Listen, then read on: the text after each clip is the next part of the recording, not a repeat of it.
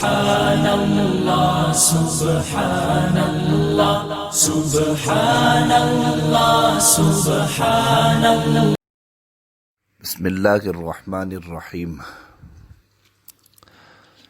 معراج کے موقع پر رسول اللہ صلی اللہ علیہ وسلم کی ملاقات داروغ جہنم سے بھی ہوئی۔ اس کا نام مالک ہے۔ آپ صلی اللہ علیہ وسلم کو اس کا تعارف کراتے ہوئے بتایا گیا کہ یہ جہنم کا داروغہ مالک ہے، آپ اسے سلام کریں۔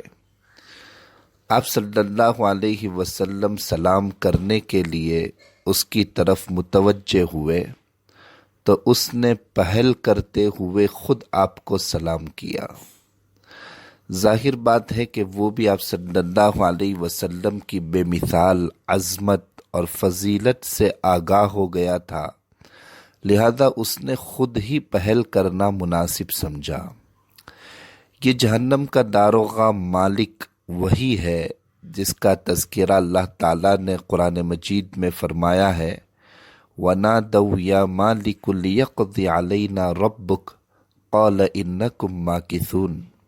اور وہ جہنمی داروغِ جہنم کو پکاریں گے کہ اے مالک، تیرا رب ہمارا کام ہی تمام کر دے۔ وہ کہے گا کہ بے شک تم تو ہمیشہ اسی عذاب میں مبتلا رہو گے۔ اس فرشتے کی ہیبت اور رعب و دبدبے کا یہ عالم ہے کہ مضبوط سے مضبوط دل آدمی بھی اس کے آگے نہیں ٹھہر سکتا۔ اللہ تبارک و تعالی نے اس کا فرض ہی اللہ کے دشمنوں اور باغیوں کو دردناک عذاب دینے کا دیا ہے، اس کا منصب ہی وہ ہے۔ جہنم کی آگ بھڑکانے کی ذمہ داری بھی اسی کو سونپی گئی ہے۔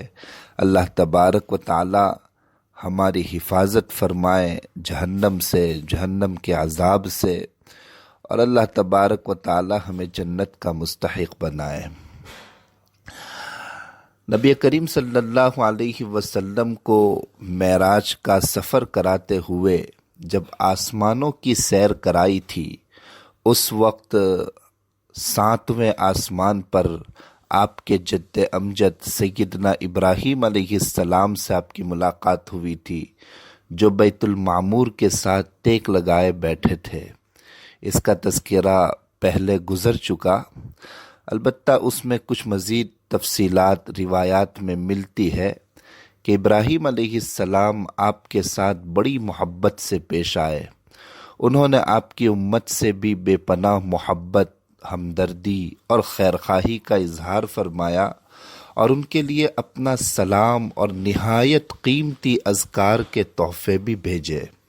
انہوں نے آپ صلی اللہ علیہ وسلم سے فرمایا کہ یا محمد اقری امتک منی السلام واخبرہم ان الجنت طیبۃ التربۃ عذبۃ الماء وانہا قیعان وان غراسها سبحان اللہ والحمد للہ ولا الہ الا اللہ واللہ اکبر، کہ حضرت ابراہیم علیہ السلام نے فرمایا کہ اے محمد، اپنی امت کو میری طرف سے سلام کہنا اور انہیں بتا دینا کہ جنت کی مٹی بڑی عمدہ ہے، اس کا پانی میٹھا ہے لیکن وہ چٹیل میدان ہے، اس کی شجرکاری سبحان اللہ، الحمد للہ، لا الہ الا اللہ اور اللہ اکبر ہے، یعنی اس میں درخت نہیں لگے ہوئے ہیں۔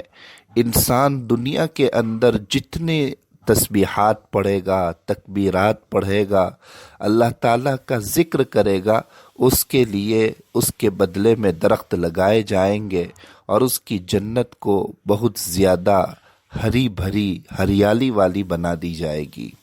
ایک اور روایت میں ہے کہ ابراہیم علیہ السلام نے رسول اللہ صلی اللہ علیہ وسلم سے فرمایا کہ اپنی امت کو حکم دیجئے کہ وہ جنت میں خوب درخت لگائیں، اس لیے کہ اس کی مٹی عمدہ ہے اور اس کی زمین بہت کشادہ ہے۔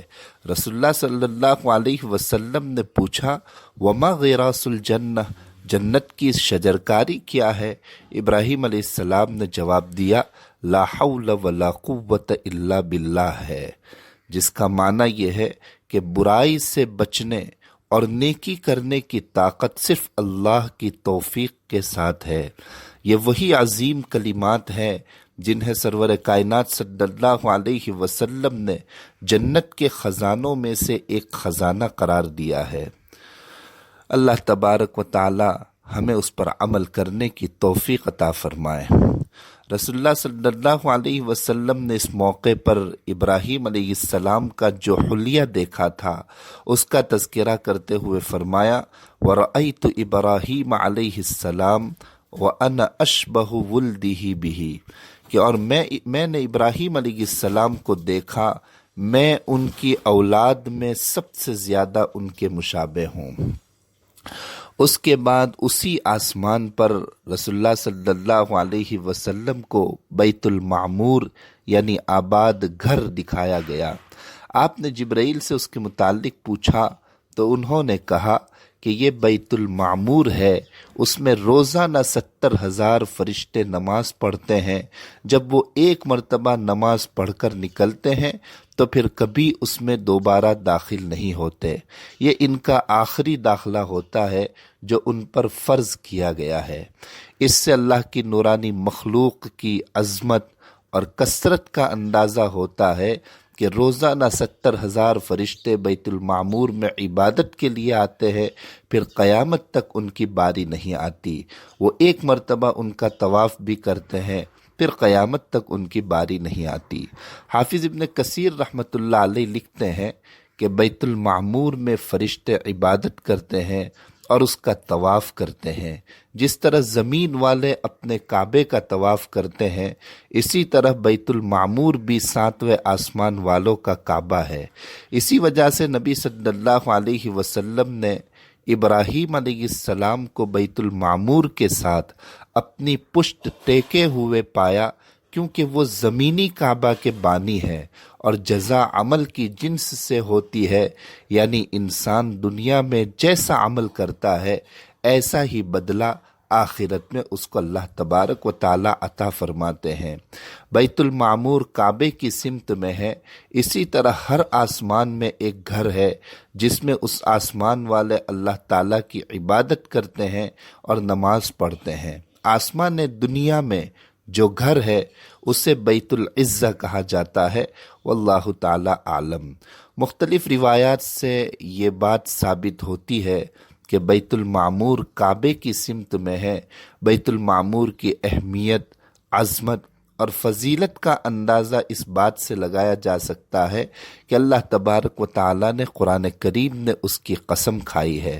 اللہ تبارک و تعالیٰ ارشاد فرماتے ہیں وَالطُّورِ وَكِتَابٍ مَّسْطُورٍ فِي رَقٍّ مَّنشُورٍ وَالْبَيْتِ الْمَعْمُورِ، قسم ہے طور پہاڑ کی اور ایک کتاب کی قسم جو کھلے کاغذ میں لکھی ہوئی ہے، اور بیت المعمور کی قسم۔ اس سے بیت المعمور کی اہمیت معلوم ہوتی ہے۔ اللہ تبارک و تعالی معراج کے اس سبق سے ہمیں سبق حاصل کرنے کی توفیق عطا فرمائے اور زیادہ سے زیادہ تسبیحات کا ہمیں پابند بنائے اور دنیا کی زندگی میں اچھے کام کرنے کی توفیق عطا فرمائے۔ آمین۔ السلام علیکم ورحمۃ اللہ وبرکاتہ۔